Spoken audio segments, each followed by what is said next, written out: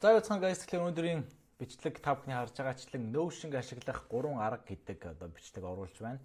Би саяхан нэг бичлэг оруулсан тэн дээр ерөнхийдөө би яаж Notion-ыг ашиглаж нийт ер нь онлайн бизнесийнхаа 80% одоо ажлыг үндсэн хүндийн үргэлтийг Notion-оор хийлгэдэг вэ гэдэг бичлэг хальт дурдаад өнгөрсөн. Тэгээд би хэрэг Notion-ыг яаж хийлдэхийг одоо сурах хэрэгтэй хүн байх юм бол Notion гэж бичээрэй гэсэн маш их хүмүүс ерөнхийдөө бичсэн. Тэгээд хүслийн дагуу ерөнхийдөө Notion-ыг яаж ашиглах боломжтой юм бэ? Та ямар нэгэн байдлаар бизнес эрхэлдэг хүн болвол эсвэл хуваараа бизнес эрхэлдэг, эсвэл бизнестэй ер нь тиймэрхүү хүн болвол яаж Notion-ыг ашиглах болох юм бэ гэдэг ерөнхийдөө би 3 аргыг энэ бичлэгээр танилцуулах гэж байгаа.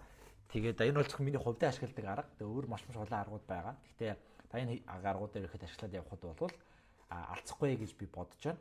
Амын дээрээс нь танд ерөнхийдөө би мартахаас өмнө хэлэхэд AI-г ер нь та бизнес дээр яаж ашиглах вэ гэж ингээд бодож байгаа, ашиглаж байгаа, ингээд сурах гад ч юм уу явж байгаа хүн байвал би бол төгс AI ашигладаг хүн биш. Тэгэхээр тодорхой хэмжээнд ашиглаж чаддаг хүний хувьд хэлэхэд бүх AI-г ашиглана гэх юм бол бүх одоо feature юм дээр ашиглана гэх юм бол бидний нас хүрэх угаасаа боломжгүй. Тэгэхээр та зөвхөн өөрийнхөө хэрэглэн тохируулаад ашиглаж сураарай гэж би зөвлөмөр. Одоо чи яг өөрийнхөө хэрэглэн тохируулаад надад яг юу хэрэгтэй байна? Тэднэрийг тодорхойлоод тэрнийхээ дагуу хайгаад явах юм бол AI-д ч илүү ажил хөнгөвчлөх боломжтой болно. Тэгэхгүй бол AI-г сурна гэдэг шаардлагагүй юмнаас сурч хүмүүс аюух цаг алддаг. Тэг шаардлагагүй гэсэн. Тэгэхээр хэлээ зааварлага шууд олон байрлалд орцгоё. Тэгээд ерөнхийдөө яг үндсэн шүү зааварлал орохоос нэг маш богино зүйлийг танилцуулахад ер нь та онлайнаар орлого олно гэдэг одоо энэ процесс биш. Ер нь энэ онлайн ертөнцид нийт орлого олж байгаа ер нь энэ бизнесүүд ямархуу хэв загварын дагуу одоо энэ workflow гэж ирдэг те ажлын ийм урсгалын дагуу ерөөхдөө явдаг вэ гэдгийг хэлээж хальт харах юм бол энийг хэлээ аяг ойлгох хэрэгтэй болно гэсэн үг. Тандас эдгээр яалыг нь байхгүй гэж магадгүй те. Тэгэл энийг жоохон ойлголцоцгоё. Эхний зүйл гэх юм бол танд юу ч хийсэн бай танд ямар нэгэн байдлаар офер буюу зарах зүйл хэрэгтэй болно. Ямар нэгэн байдлаар те хувц зарах юм уу, үйлчлэгээ зарах юм уу, чихэл зарах юм уу, нүдний шил зарах юм уу те ямар нэг юм зарах, нэг юм санал болгох те мөнгөн гуйлга ингээд шилжүүлэх хүн цэний одоо ингээд харилцаанд орох ямар нэг юм зарах юм хэрэгтэй болно гэсэн. Окей. За энэ зарах нь тодорхой байжлаа сайн ч бай мууч бай охин ямар нэг юм зарыг. Энэ зарж байгаа зүйлээ зарж байгаа зүйлрүүгээ та хүмүүсийн анхаарлыг татах буюу хандлт хэрэгтэй болно гэсэн үг. Хандлтыг та органик байдлаар буюу яг YouTube, Facebook, Instagram дээр контент хийж болно. Эсвэл та paid ad буюу ерөөхдөө бол одоо төлбөртэй сурчлагаа явуулж болно. За аль нь ч болно. Та ерөөс ингээд аль нь ч хамаагүй. Ямар нэгэн байдлаар та органик ч явуулсан болно, paid ч явуулсан болно, хамтаар ч явуулсан болно. Ерөөс энэ хоёр арга бол хамгийн олон хүнд хүрж болох үс одоо контентын арга хэлбэр байгаа гэсэн үг. За хэрвээ та мөнгөтэй болвол paid ad хий. Хэрвээ органикаар илүү явахыг бодож байгаа юм бол органикаар явах хэрэгтэй. Гэхдээ та мөнгөтэйгээд paid ad яваад байх юм бол судахгүй. Би нэг сая нэг өдөрт манай найз гэдэг танилыг залуу өдөрт 10,000 еврогоор өдөрт сард 10,000 евро гэдэг чинь баг 40 сая орчмыг цэвэр ad дээр бизнес дээр зарцуулдаг нэг манай найзууд байхгүй. Тэгээ би асуугаад ер нь яаж ийм төлбөртэй сурчлага хамгийн сайн явуулах арга юу вэ гэсэн чинь төлбөртэй сурталчилгаа буюу paid ads гэдэг зүйл бизнесийг ерөөсөө тодтогч харуулдаг зүйлээ гэж байгаа. Юу гэсэн үг вэ? Paid ads just amplify the business гэжсэн бохоггүй. Хэрвээ бизнес чинь санал болгож байгаа зүйл чинь бүр сууг болвол дэлхийн нийтээр таныг сууг гэдгийг мэднэ. Үнэхээр амар юм болвол тэрий чи орлого чинь нэмнэ. Тэгэхээр paid data хийх гэж байгаа болвол орлого олохоос өмнө та өөрийнхөө санал болгож байгаа зүйл буюу эн чинь сайн байна уугүй юу шалгаарай гэдэг зөвлөгөө өгсөн. Тэгэхээр paid ad бол тийм байдаг байлаа шүү гэж би зөвлөгөө өгч байна. Дашин дуртах те. Тэгэхээр paid ad руугаа явууллаа. Хүмүүсийн хандлт ирлээ. Орж ирсэн хүмүүсийн анхаарлын хандлтыг би борлуулалтынхаа хууц буюу одоо энийг үг нэрлэдэг үгээр sales funnel буюу борлуулалтын түнэл гэж нэрлэдэг. Ерөнхийдөө энэ хандлтуудыг та өөрийнхөө landing page руу явуулаад landing page-ээс борлуулалт хийж байгаа энэ процессыг бол одоо sales funnel гэж нэрлэдэг байгаа гэсэн. Нэгсэндээ landing page гэдэг нь таны одоо санал болгож байгаа зүйл, таны хийж байгаа зүйлсийн тогтмол мэдээлэл гэсэн. Одоо бид нар вебсайт гэсэн үг шүү дээ. Орчин үед ер нь бол вебсайтн дээр хүмүүс борлуулалт хийх нь айгүй багасчаад байгаа. Тийм учраас хүмүүс зүгээр энгийн landing page юм эсвэл зүгээр чаталдаг тиймэрхүү шилбэрлүү шилжчихсэн. Тэгэхээр энийг өөр хэлж байгаа гэсэн. Окей, та landing page-с явлаа. Landing page-ээр танд ямар нэгэн байдлаар үнгүү хүмүүст өгсөн зүйл байвал энийг өгж болно. Шууд одоо борлуулалт хувц цунаар борлуулдаг бол тэгж болно. Эсвэл та өндөр үнэтэй янз бүрийн коучинг call мол хийдэг бол энийгээрээ book одоо янз бүрийн book call хийгээд явж болно. Тэгээ аль нь ч ба эднээс явсан бай та сургалт байна уу одоо ном бичнэ үү энийг нэг байршуулах танд вебсайт чиг мэрэгтэй шүү дээ те. Тэрийг үг нэрлэдэг үгээр хостинг гэдэг буюу хостинг гэдэг нэг юм дээр байршуулах шаардлагатай болно те. Одоо Facebook дээр юм уу Discord, Telegram дээр байршуулах юм гэдэг энэ ер нь процесс ингэ явагддаг гэсэн. Тэгээ том зургаараа ерөнхийдөө ийм зүйлүүд бол хамгийн энгийн төвшөндөө ер нь бол явагддаг гэсэн. Тэгэхээр энэ бих зүйлүүдийг бид нэр бүгдийг сураад хийгээд бүгдийн тусна хийнэх юм бол маш их ажил, нэг ганцаар ажиллаж байгаа хүний хувьд гэх юм бол маш их ажил болно. Офро бэлдэн, контент авч хандлтаа авах, хандлтуудаасаа лендинг пэйжийг хийн, лендинг пэйжийн сайн ажиллаж гинүү ажиллахгүй нь хүмүүс алдаж байна. Донд чинь бас автоматжуул чатбот холбоно. Эцээрээс фри гайд бэлдэн хүмүүс борлуулах уу, бук кол хийх үү, энийг хаана байрлуулах уу, энийг яаж сайжруулах уу те. Буцаад яаж энийг контент хийх үү, офер маань сайн байна уу, муу байна уу гэмчлээ. Маш их ажил болдог хувь хүн хийхээс. Тиймээс ч болж ерөнхийдөө хүмүүс бол эндээс болоод одоо ингэж шантардаг, болдог.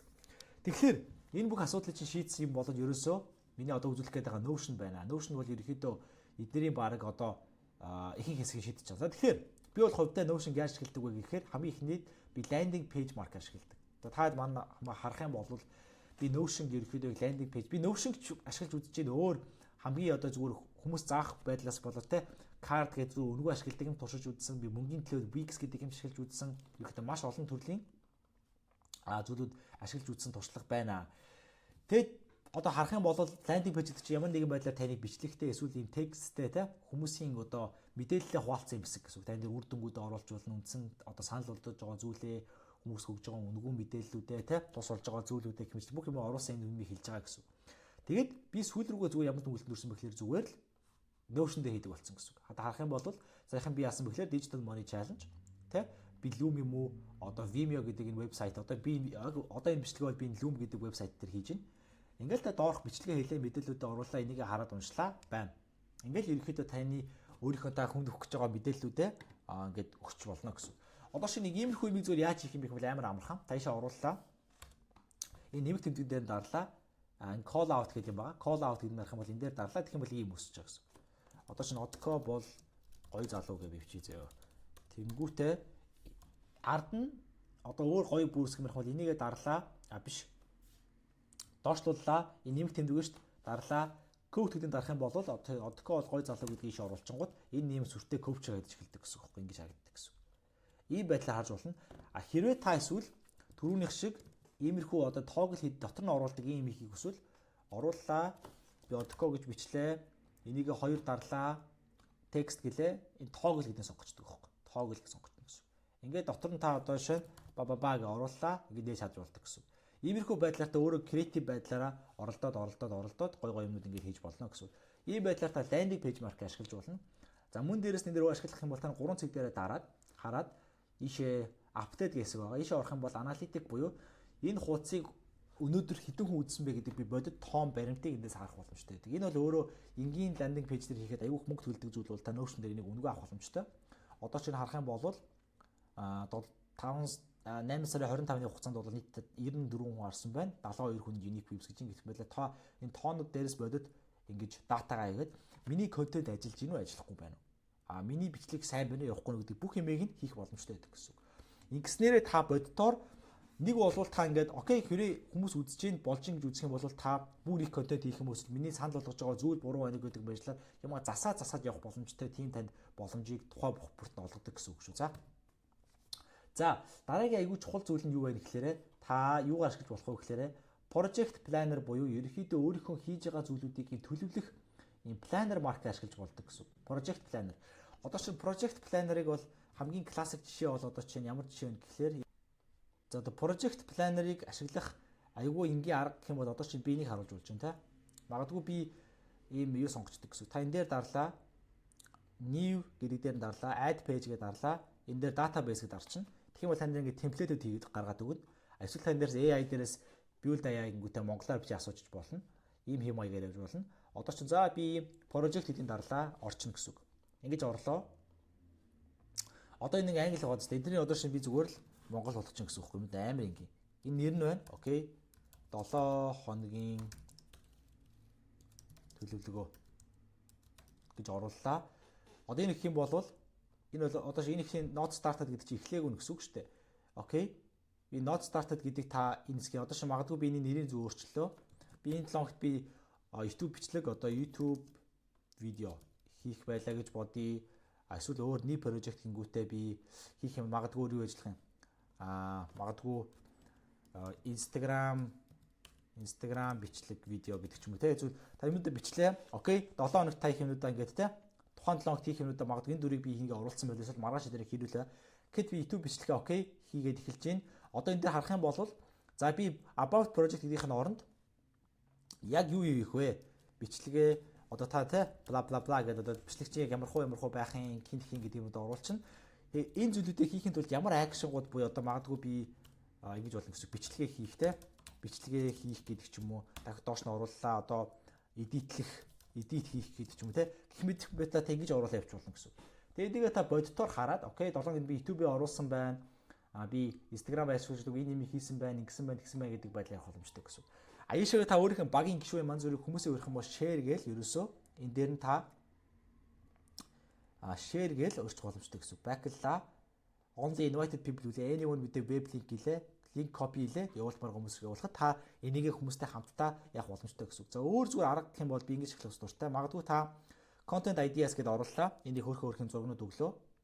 Тэгээ магадгүй та зөвхөн контент санаа гаргахтаа би одоо яг энийг ашигладаг хөө контентийнхаа өөрийнхөө санааг яг ийм хэм маягаар би ашигладаг байхгүй.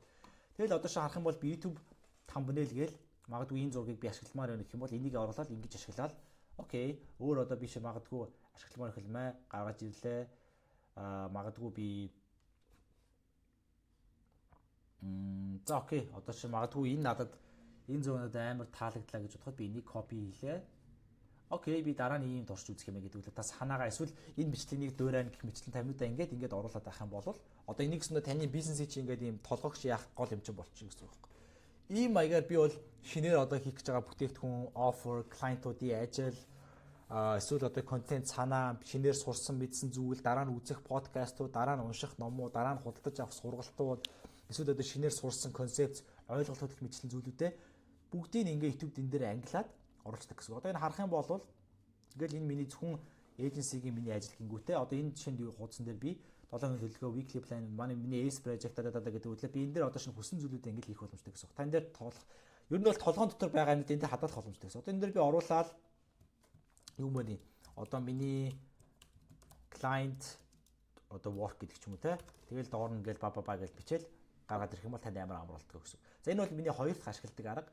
Гурав дахь баг хамгийн супер арга гэх юм бол ерөнхийдөө бол ямар арга байна вэ гэхээр видео, e-book ерөнхийдөө бол ийм янз бүрийн би өөрийнхөө сургалтын материалуудыг байршуулдаг одоо тийм хостинг платформ ашиглах дуртай.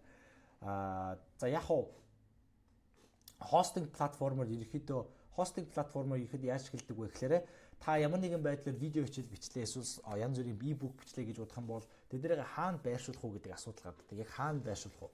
Окей та янз бүрийн одоо юм зориулт юм хийж болно. Kajabi гэдэг ч юм уу те. School, Facebook дээр ч юм уу те. Эсвэл Discord, Telegram гэдэг ч юм хийж болно. Гэхдээ эдгээр маань зарим нь жоо хоцрогдсон, зарим нь ойлгоход айгүй хэцүү, зарим нь айгүй сар болгоны төлбөр авдаг, нэг шаардлагагүй гэдэг ч юм уу те. Тийм тохиолдолд би бол одоо School-ийг ашиглаж үзсэн, Kajabi-г ашиглаж үзсэн, Facebook дээр явж үзээгүй, Discord, Telegram ашиглаж үзсэн. Би хувьдаа л миний хувьдаа шүү зөө. Notion айгүй амар гэдэг. Та Notion-д төлөө сарын нэг $10 төлнө. Тэгээд та бичлэгээ бичгтээ нэгсэн дээр ачиг одоо би энэ Vimeo гэдэг сайтаар юм эсвэл Loom гэдэг апаар ингээл screen record хийж чинь амьд сургалтаар зүүмээр хийж чинь. Тэгээ ерөнхийдөө та видео хийхэд бүх юмудаа ингээд хийж болдог гэсэн. Одоо шинэ энийг орж харах юм бол энэ миний одоо миний бүх онлайнаар ажиллахтай холбоотой одоо видео номын сан байна гэж хэлж болно те. За гэж энэ юу ороодох юм. Одоо л ийш орж харах юм бол одоо шинэ дижитал номын сан буюу одоо жишээ нь миний онлайнаар яг ажиллахтай холбоотой одоо видео хичээл сургалтын маань номын сан байна гэсэн үг. Окей, энэ зүгээр миний өгж байгаа зүгээр ингээд зөвлөгөөнүүдээ би ингээд оруулсан байна. Магадгүй одоо шинэ алхам 5-ыг оруулах юм бол борлуулалт нэмэх 6 алхамгүйтэй бүх 6 сургалтынхаа хичээлүүдийг би ингээд оруулсан байна гэх мэтлэн те. Окей, тэнгуүтээ би доор нь ингээд файл бэлдээд өгсөн байх мэтчлээ. Бүх зүйлүүдийг ингээд оруулаад өгчлээ. Нэгсэндээ миний борлуулалт юу болчих. Одоо ингээд нэгсэндээ би энэ дээр бүх сургаалт миний e-book шаардлагатай магадгүй манай нэг сурагч яаж автоматжуулалт хийх вэ гэдээ манай багшааг асуух юм бол би шууд эндээс айлыг копидол одоо аль нь хаана байна те копидол энийг гин явуулчих гэсэн. Тэгэхээр би заавал хүн болгонтой одоо яг яах шаардлагагүй бэлэн бичгүүдээ бэлдсэн. Шаардлагатай бол би энийг үзээрэй хичээлээ бэлдсэн. Ингэснээрээ энэ маань айгүйх цаг хэмжиж өгч байгаа. Тэгснээрээ би улам креатив шинэ мэдээлэл аваад одоо миний ч ажил хөнгөчлөгдөж байгаа цаад хүмүүстэй айгүй давуу талтай буюу нэгсэндөө ингээд бүх юмудаа шийдчих юм бол би өөрийнхөө бүх оюуны мэдлгүүдээ энэ дээр бэлэн бэлдэж чинь автомат чад холбогдож чинь ингэж ерөөхдөө цаг хэмнэгддэг гэсэн үг. Танигдсан бас иймэрхүү туршаад үзье гэж бодгоо. Одоо энэ сургалтуудыг магадгүй та ямар нэгэн байдлаар яаж авах вэ гэж бодож байгаа бол бүр энгийн доор байгаа линкээр ороод үнэгүй хичээл байгаа. Тэр хичээлийг үзэж байгаа. Дараагийн ялхан дээр шилжих гэх юм бол одоо энэ бүх видео хичээлүүд, миний ашигладаг багжууд, e-book мөгийг ингээд худалдаж бас авах боломжтой. Энэ бол зүгээр яг анхан шатны зүйлүүд. Хэрвээ анхан шатны зүйл сонирхож байгаа бол одоо энэ e-book-ийг ороод та чинь унших боломжтой гэсэн үг шүү. За энэ бол явах basic shit. Та ороод зүгээр яаж болно гэсэн үг. За ийм хэм маягаар одоо чинь та 3 юунууд хийж болох нэ. Ер нь бол иймэрхүү зүйлүүдээр ашиглаж болно. Тэгээд мэдээж би дахиад түрүү хэлсэнчлэн те маш олон ашиглах арга байгаа. Зөв би хамгийн энгийн түвшинд тайлбарлах нэг та ашиглаж болох үс гэх юм бол ийм 3 хэм маягаар ашиглаж болж байна. Тэгээд ямар ч зүйл хэрэгтэй байсан бол лайкаа дараа subscribe дараад үлээж агаарай. Тэгээд мөн иймэрхүү ямар нэг юм задлж зурж мурчтай ингэж тайлбарсан бичлэг үзхийг эсвэл комент зэгтээ манайха нэгийн тоо үлдээгээрэй. Тэгэх юм бол бас дахиад хүмүүс байх юм бол иймэрхүү аливаа зүйлийг нэг задлж жоохон тайлбарлаж өгчий. Тэгээд мөн дээрээс нь та доорх байгаа линкүүдээр ороод энэ зүйлүүдийг одоо чинь миний жишээ нь яаж хийсэн бэ те жишээнүүдийг харах боломжтой, доторх үнэгүй e-book унших боломжтой, комментчлэг зүйл авах боломжтой. Тэгээд хувьчилсан сургалтаас аягүй хүмүүс асууж илээ. Хувьчилсан сургалтын би бас доор мэдээлэл надад хамтарч ажиллах линк оруулчих. Тэгээд 10 сараас бол боломж байгаа. Гэхдээ одоо баг дүрж гин үгүй тариг имжлэг үзэж байгаа дүрцэн байх нэг мэдэхгүй. Гэхдээ ямар ч тань ороо шалгаалаад асуугаад үзээрэй. За тэгээд тийм байна. Тэгээд дараа дараагийн бичлэгээр ерөөхдөө уулзцгаая. Энэ хүртэл хамт байсан баярлалаа. Бүгд амжилт хүсье.